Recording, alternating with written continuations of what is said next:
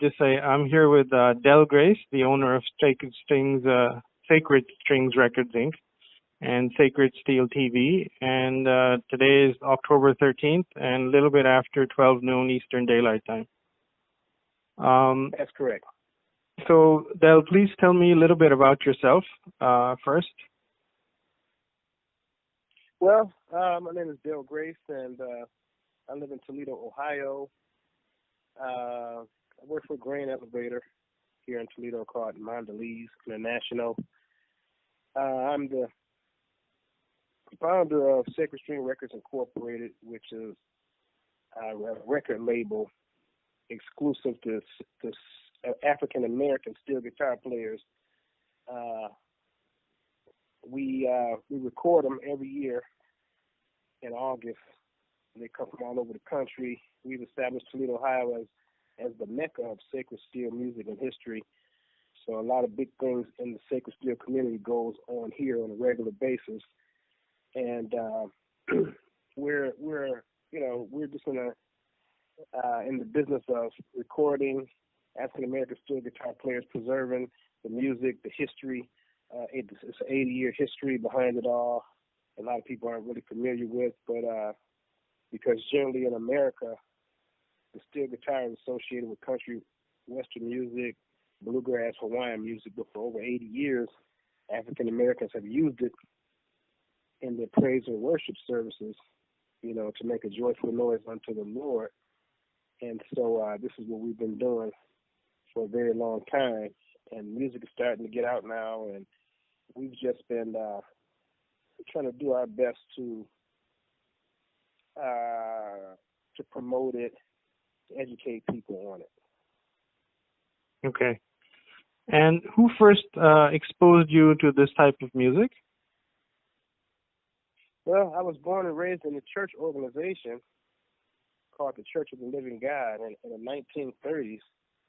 Mm-hmm. This music, found its roots there. A guy by the name of Truman Eason was the first to bring we call it the Hawaiian guitar, into the church services. And then his brother, Willie Eason, he made it more popular. He was also a singer, and he would make the guitar emulate his singing voice. And so by doing that, it caught on to a lot of the churches, because it's a denominational church. In other words, it wasn't just one church. A denominational church means there's churches in a lot of different locations. So we had right now today it's about 200 churches, to my knowledge, and a great number of them use this Hawaiian steel guitar. And as a young man, when I saw a guy in our church playing it, I kind of gravitated towards that. I was about 12 years old, probably 1971, 72, and I gravitated towards it, started playing it, and I began to love it and wanted to preserve it and wanted to take it out. Wanted to do something instrumental to take it out to the world so that they could understand what we were doing as well. I was in the marching band and played in a lot of other musical groups, but sacred steel was never represented, and I wanted to do something to be instrumental in getting it out so it could be represented among other cultures of music. Okay. And did somebody else in your family play sacred steel music as well? Well, nobody really in my family at the time that I started playing, but after that, my sisters, they began to play. I have two sisters. One plays guitar and steel, and one plays steel guitar and bass and drums. We all belong to the same church, and we learn from one another. Of course, sacred steel it was like passed down from old tradition. The older musicians taught the younger musicians. The fathers taught their sons. It's not music that you can go find sheet music to or charts.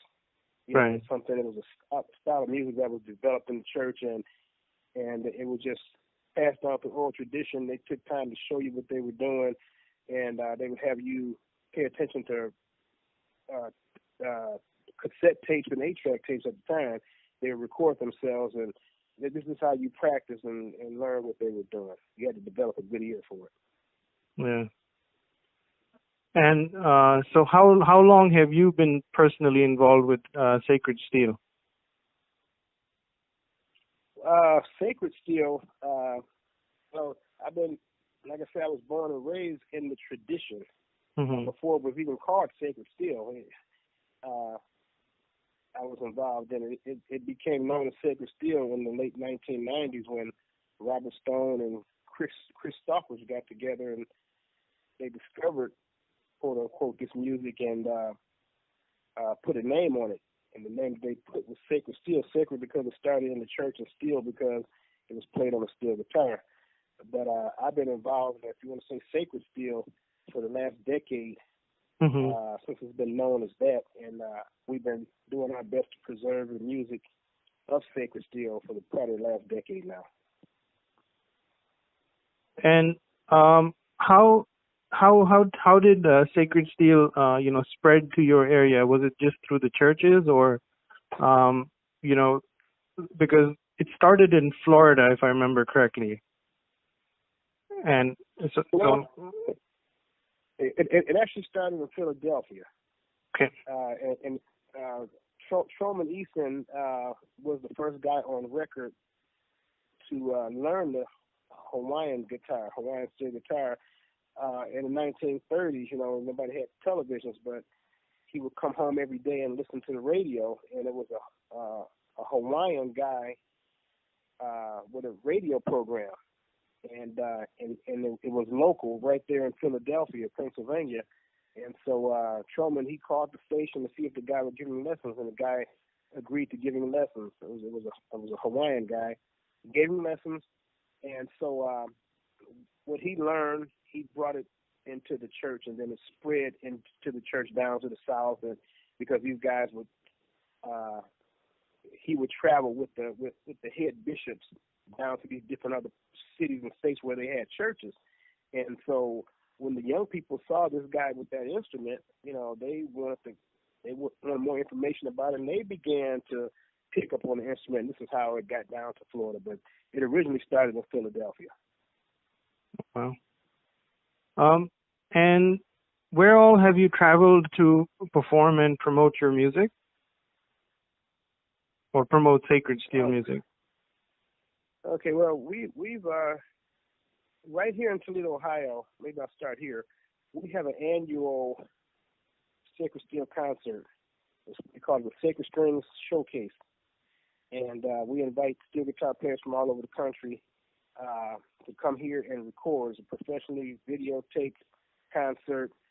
We've been doing it for 10 years now. We just celebrated this past August was our 10-year anniversary. And so we have also started taking our showcases on the road. We've been to Deerfield Beach, Florida, about 2 years ago. And early part of this year, March, we took the Sacred String Showcase to Stone Mountain, Georgia. We have 2 local and weekly TV programs here. The cable stations here in Toledo, Ohio. Every Friday night it's called The Best of Sacred Steel from 9 p.m. to 9:30 p.m. And every Saturday morning from 9:30 a.m. to 10 o'clock a.m. it's called The Gospel of Sacred Steel. And we've been doing this for 6 years now. And so we've been promoting the music that way. The cable station, it kind of reaches up to the lower parts of Michigan and a little bit of Indiana. So that's kind of how we've been promoting it. We do travel around taking Sacred Steel different places. And not only that, down in the South, periodically they have what they call Sacred Steel conventions down there off and on. But the difference in those guys and what we do up here, we keep ours consistently. We never miss a year. Toledo, Ohio has been deemed by the mayor of the city of Toledo that she's given us a proclamation proclaiming the month of August, Sacred Steel Music and History Month. So we do a lot of things in the month of August here. Okay.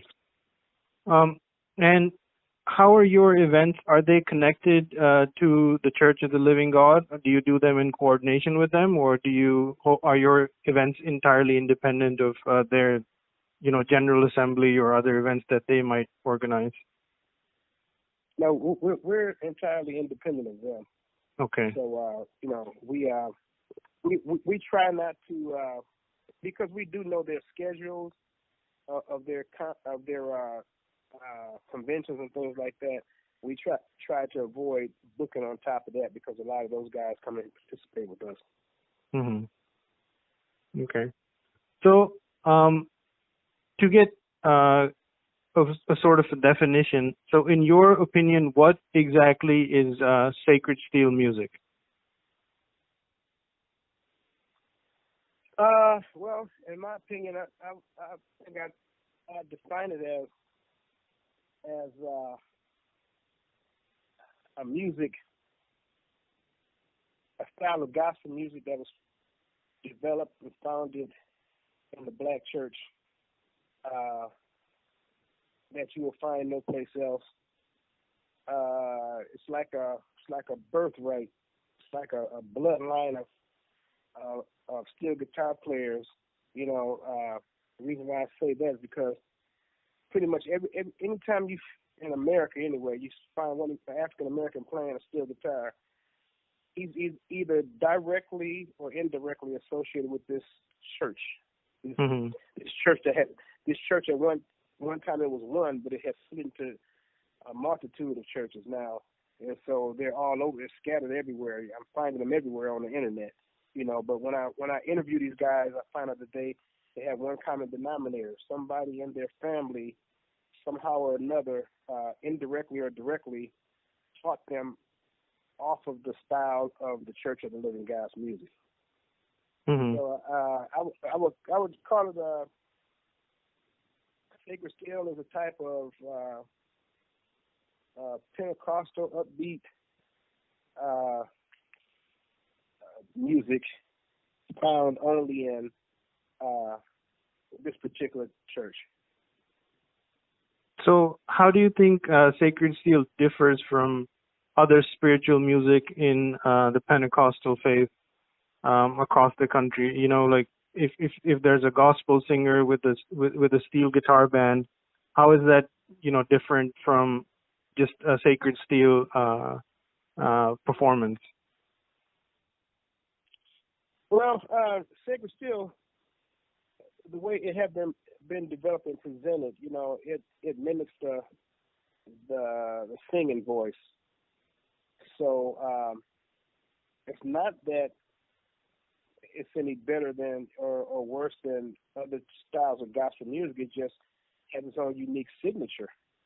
Mm-hmm. I think to where when you hear it, it's something different because it's not an everyday occurrence that you hear this. Once the singer stops singing, you hear the next voice you hear is almost precisely like the singing voice of the steel guitar, and you can tell the difference. Right. So would it be an accurate characterization to say that sacred steel is music played in the church where the guitar is the prominent instrument and it's emulating a human voice, but there's actually no singer singing at that point? The guitar is the main instrument. Exactly. The steel guitar is the main instrument. That's exactly right. Okay. Now, does sacred steel have to have in a lot of sacred steel performances, I've noticed that there's a pedal steel guitar or a lap steel guitar that's present. Now, would you say that sacred steel must have these instruments, or any steel guitar would a musician playing any steel guitar would qualify as sacred steel music? No, I don't think. Well, because we have invited, and I've been to steel guitar concerts where some of our Caucasian brothers have been invited to play, and they play steel guitar, and they're interested in sacred steel and they would like to learn how to play it. But these guys are good musicians, but when you can tell that they're not playing sacred steel music. There's certain elements to it, certain signatures to it that have been passed down, and passed down from generation, and you can always pick out a guy that's just playing a steel guitar versus a guy that's playing a sacred steel style of music. Hmm. And is it still, do you think, worship music or a praise music when it's played at one of your concerts versus when it's actually played in the church? Yes, I do. I think it is still because everything that we do, what's sacred steel music that we learn in the church is actually attached to our lifestyle, our Christian lifestyle. So in most cases, most steel guitar players respect the guitar enough to only play sacred music on it because this is how they were trained, and this is actually the music was presented to us in a sacred manner, and this is one of my primary goals is to try to keep the music sacred, Mm-hmm. and in the context that it was passed down to us. Now, it's not that guys cannot play other things on that steel guitar because they can, but our presentation is always as unto the Lord, our offering to the Lord, for Him even blessing us with this spiritual gift is that everything that comes off the guitar is being dedicated back to Him. Okay. So let me ask you, so there's obviously a difference in the concert performance of Sacred Steel that I've seen, and the videos of giving praise that I've also seen, where when the guitarist or the musician is playing for a praise session in the church, they're playing very different sort of music, and when they're playing for a performance, they're playing a spiritual song, but their performance is very different. So, in your opinion, why is that? And would you, how what is the difference in your opinion in those two performances, and how are they still related to worship? Well, in a church setting, you're going with the flow of everything that's happening around you. Different people are singing different songs. You use the music for different, like the offertorial when prayer is going on. You use music for a lot of different things as an undercurrent. When you're doing a performance, you're on a time limit. You have X amount of time to present, your songs or your to jam out or whatever. And so, yeah, it is a little different in that respect because, it's just a different. It's inside of a church service. The congregation and it's a certain order of service that goes on there versus a performance. Mm-hmm. In a performance, like I said before, you're on a time limit. You have X amount of time to do what you have prepared, and then that's it. Mm-hmm. So in a church performance, is it fairly common for a musician to sort of exceed their time limit and just keep playing if they feel really involved with the music, or involved with the praise session? Yeah, that's kind of in a church setting. Well, even in our concert settings, if a connection is made and the music is flowing, mm-hmm. to a degree to where everybody's really getting into it and getting involved with it, we'll let it go until it calms down. Mm-hmm. And the church is the same way. When the Spirit of the Lord shows up, there's no telling when and where this service is going to go to, and you kind of when you make that spiritual connection, you kind of let it have its way. Hmm. Okay. So what prompted you to start the Sacred Strings record company? Say again, please. I said, what prompted you to start the Sacred Strings record company? Well, the thing that really prompted me to do it is because a lot of our pioneers, they were dying off, and with no documentation of their music or their contribution, and I didn't want to see all that go to the grave unnoticed, So we kind of put this record label together to try to preserve best as we could some of these guys' accomplishments, as far as video footage and audio tapes, whatever we could collect, photos, because this is one of America's best kept secrets, and I've always had the mindset that if we didn't preserve it, who do you think will preserve it? Because in my situation, I knew a lot of the guys, and so I felt responsible as one of the musicians of this history, this tradition, to do something about that. So I contacted a lot of the family members and things like that, and this is how I got going. Even the guys that were still alive yet, I talked with them to see what they thought about it, and they said, yeah, it's about time somebody stepped up to try to preserve this music legacy of ours. And so that's how I kind of got started.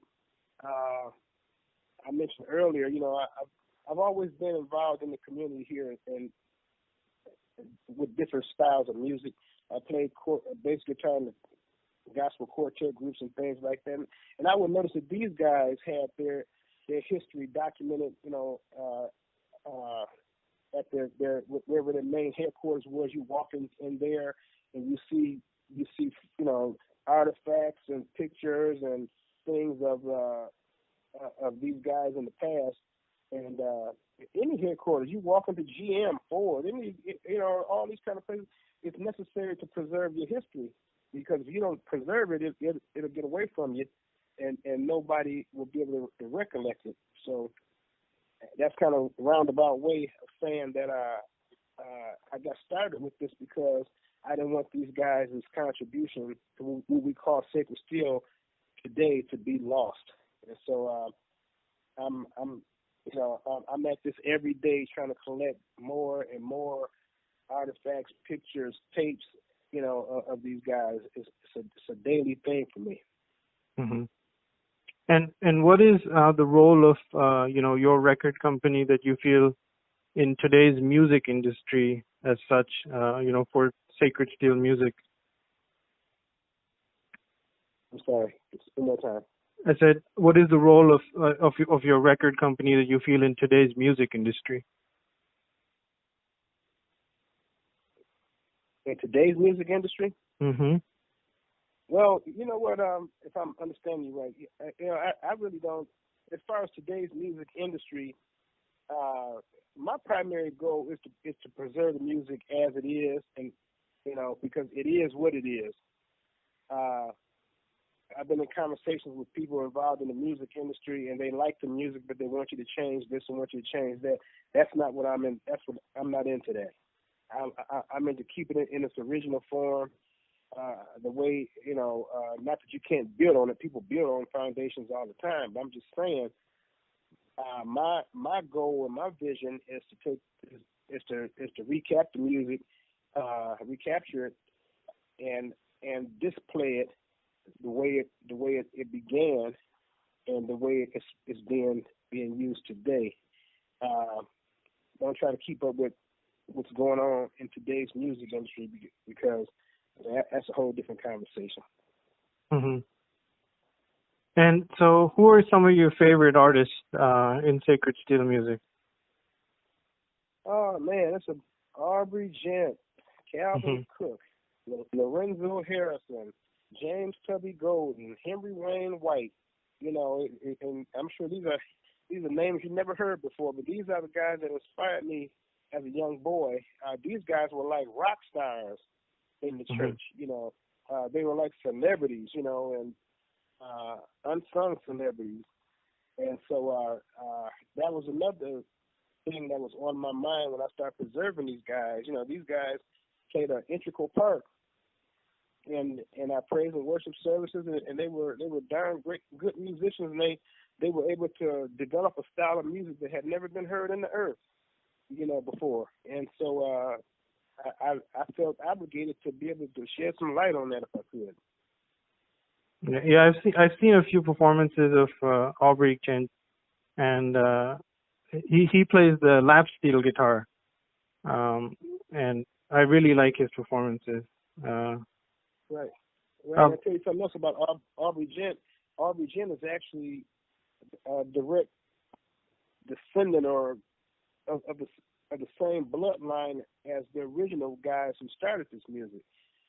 Willie Easton, Truman Easton, Willie Easton, they were his uncles, and his father was Henry Nelson.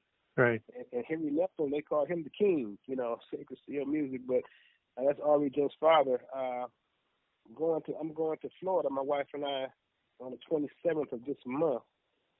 Aubrey Gent, his wife passed away last year, and he moved back he was living in Nashville at the time, and he moved back to Florida. He's in Sarasota, Florida, and his health is ailing him, and they're giving him a benefit concert on the 27th of October 2018, and we're going to go down there and make a presentation to him. We're going to give him a Sacred Steel Lifetime Achievement Award, in honor of his contribution to sacred steel music. Wow. And his son also plays sacred steel, or I noticed his son is a musician too, but I wasn't sure whether he plays sacred steel or not. Yeah, AJ, they all grew up in the church. He's out there. He's playing the steel guitar in his performances, but he's not playing sacred steel music. He's going secular with it. Mm-hmm. See, and that's what I mean by the difference. A lot of these guys have come up out of well, I'm gonna tell you this. See, Bob Stone, in the year 2000, Bob Stone, he got with a guy named Marcus Hardy down in Crescent City, Florida, and Marcus Hardy put together the first Sacred Steel Convention. This is what they called it, the Sacred Steel Convention. In other words, this was the first gathering of sacred steel musicians, official gathering, and it was for the purpose of them recording. And Bob Stone brought people from the music industry to this concert because he wanted them to see these African American steel players that nobody had ever seen before, and to see if they would be worthy to be signed to record labels and contracts and things like that, and they were. And see, the thing about it is, Bob Stone, the people that he brought to the first Sacred Steel Convention from the music industry, they didn't reflect gospel music or Christian music. So this is how a lot of these guys got signed to secular contracts. Warner Brothers, Robert Randolph, he's probably the most well-known name. Warner Brothers signed him during that time, and they wanted, like I said earlier, they like the sacred steel music, but for some reason, when you get involved with the music industry, they always want you to change it. Right. They want to change up on it. So this is why you see Robert Randolph playing the steel guitar, but he's playing secular music on it. Right. AJ is doing the same thing. They got wooed out there by these record labels in their desire to be famous.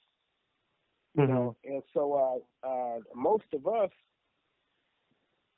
that do what I do, we want to keep it in its original context. I mean, Cajun music, you mentioned that earlier, that it's allowed to stay in its original context. Bluegrass music. Why is sacred steel music not allowed to stay in its context when it gets in the hands of the music industry? Right.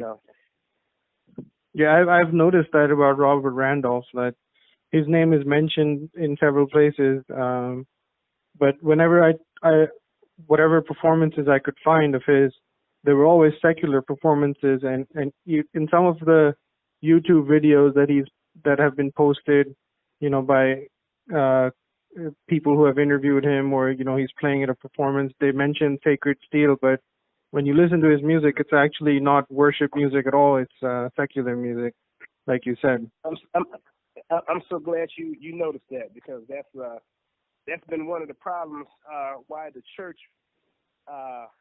was so adamant about keeping the music under their control for so long, is because they didn't want this kind of thing to happen. Mm-hmm. But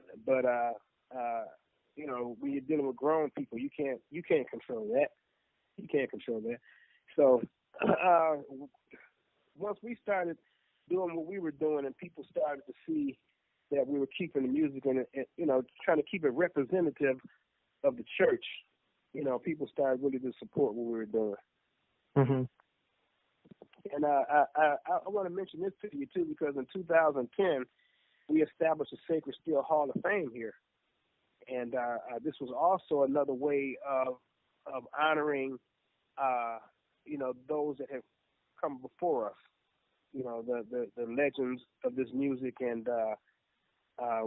they were inducted into the Hall of Fame. Some of them are living legends. Some of them have been deceased. Because we didn't start this until 2010, and some of those guys had already died off, but we had enough information on them to enter them into the Sacred Steel Hall of Fame. So right now, today, we have about 65 members in our Sacred Steel Hall of Fame. Wow. Just got back from Nashville, Tennessee. They're in 2019. They're going to it's called NAM. Acronyms are NMAAM, is National Museum of African American Music.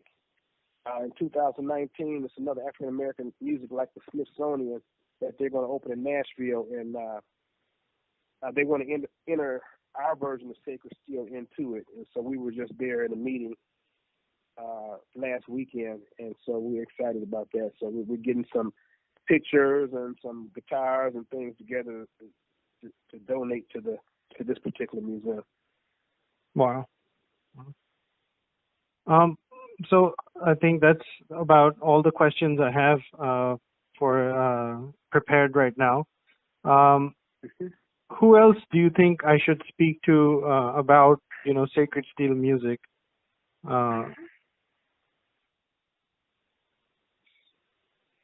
Well, you know what? There's actually two sides of it. There's I don't know if you picked up on this from reading Robert Stone's book. He mentioned two branches of the church that Keys and the Jewel Dominion. Right. Mm-hmm. I come from the Jewel Dominion side. Mm-hmm. And see, Robert Stone, when he wrote his book, they welcomed him into the Keith Dominion side. This is why pretty much everybody he wrote about, the majority of everybody he wrote about was from the Keith Dominion, and that's the information that he had at the time. And I met Bob one time, and anyway, I had all the information on the Jewel Dominion.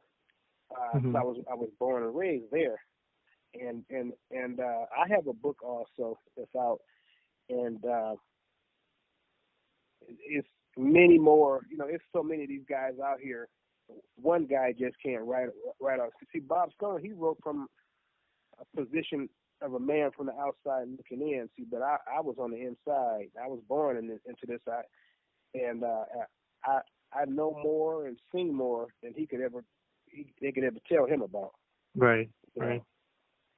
So I'm trying to think of somebody from the Keith Dominion side that probably would give you a good earful. Have you ever tried to contact Bob Stone?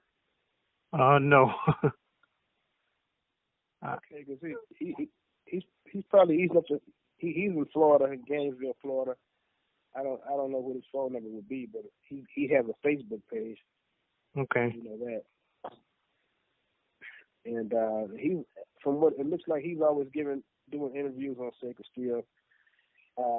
He actually did a whole lot to bring this stuff to the forefront, and I can't take that from him. I learned a lot about this music tradition, actually from his book that I didn't even know, and I was raised in this, because nobody ever took the time to do what he did, just to archive the history of all this. I mean, history have always been around us, but nobody took time to organize it, and for some reason, I guess we didn't think it was as special as he thought it was. But now we see how special it is, because even before Bob Stone did his in the late 1990s, in 1980, the year 1980, I set out to do this, and I actually didn't know how to go about it, but I was asking questions and trying to get musicians together so we could go to the studio and do something to preserve the music. But the people in the church, they discouraged me. This is, saying this and saying that, and so I stopped. And 15 years later, here comes Bob Stone. 15 years later, and I'm like, oh man, he's doing what I tried to do. And the same people that gave him information, they shunned me, So I got back on it again. So yeah, so and the reason being, see, I knew Bob Stone couldn't cover it all. I knew he couldn't cover it all. I'm a part of a forum called a website called the Steel Guitar Forum, and it's steel guitar players from all over the world on here. Bob Stone's on here. Bob Stone's he's a steel guitar player. He plays in a Cajun band, actually. I just saw a video of him. But when Bob Stone, as you read in this book, when he first got the phone call from a guy out of Miami who told him that you might want to come down here and listen to these guys.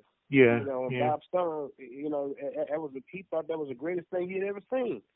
It was a great find for folklore. This is what they do. They go around trying to discover things that have been kind of lost. And so when he found this organization of African American steel guitar players, he thought this was the greatest thing since sliced bread. And again, he did a great job with his documentation of it, but he just couldn't tell the whole story. Like the Jules Dominion side, he didn't have a whole lot of that going on at all. And see, at the time when he was doing that, I tried talking with him, and he kind of like I wasn't really much, But at that time, I wasn't doing TV shows. I wasn't doing, I was still developing,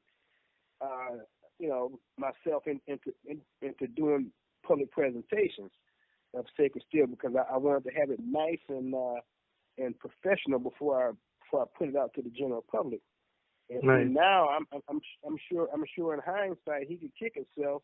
He probably should take a little more time with me, and we probably could have done this together. But because he didn't think I was much to talk to, now he missed out on this whole side, this whole side of the Jew Dominion Sacred Steel music tradition. So I hope I've been helpful to you, man, and you can always call me and. You've given me so much information. Thank you so much. I really appreciate all this information that you've given me. Yeah, If you need a couple pictures and that kind of thing too, let me know. I'll shoot you. Sure, absolutely. That'll be really helpful. What I'll do is I'll send you the questions via email as well. And anything that you can give me that's easy for you to send over, please do, because that'll help me with my project a lot. I really appreciate you taking out the time to talk to me about this, and it's just so amazing that this tradition exists, because growing up in the U.S. I never knew that it existed, and I only discovered it through the course. And once you hear the music, it does something to you. You feel that, and right. And that's why I want to write about it in my project. And I really appreciate you talking to me about this. So thank you so much. Okay, stay in touch now. All right, thank you. Bye-bye. Bye-bye.